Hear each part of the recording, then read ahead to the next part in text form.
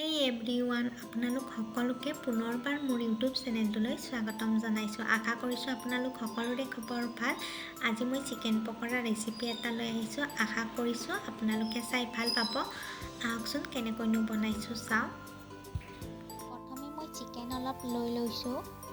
এতিয়া মই ইয়াত আদা, নহৰু আৰু জলকীয়াৰ পেষ্ট 2 চামুচ দি দিছোঁ।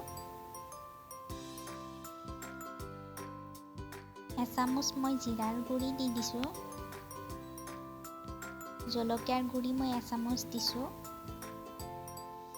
চয়া চচ দিছোঁ মই 1 চামুচ। সোৱাদ অনুসৰি নিমখ দিছোঁ। চাউলৰ গুড়ি মই 2 চামুচ দিছোঁ।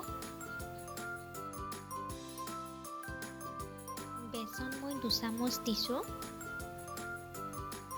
এতিয়া মই ইয়াত ৰেড ফুড কালাৰ অলপ ইউজ কৰিম। আপোনালোকে দিবও পাৰে, নিদিবও পাৰে। ইয়াৰ সলনি কাশ্মীৰী পাউডাৰো ব্যৱহাৰ কৰিব পাৰে। এতিয়া মই পানী অলপ দি এইখিনি ধুনীয়াকৈ মিক্স কৰি লৈছোঁ। এতিয়া মই এটা কেৰাহী পাতি লৈছোঁ। তাত অলপ তেল দি লৈছোঁ। তেলখিনি গৰম হোৱাৰ পিছত মই চিকেনখিনি দি দিছোঁ।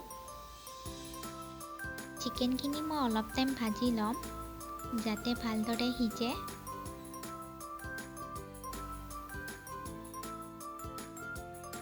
এই চিকেন পকৰা ৰেচিপিটো বনাবলৈ বহুত ইজি হয়।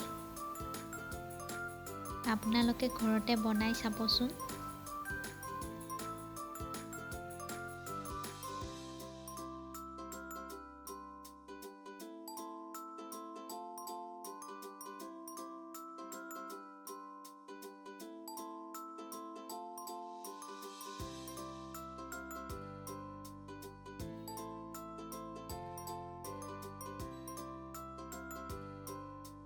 এইখিনি চিকেন ভজা হৈ গ'ল।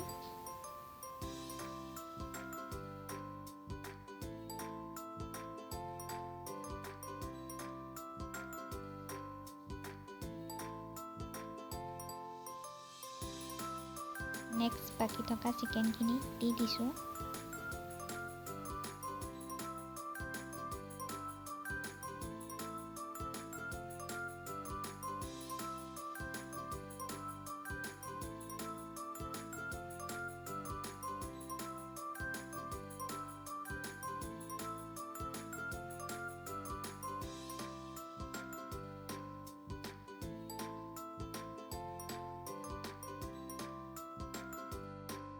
গোটেইখিনি চিকেন ভজা হৈ গ'ল মোৰ।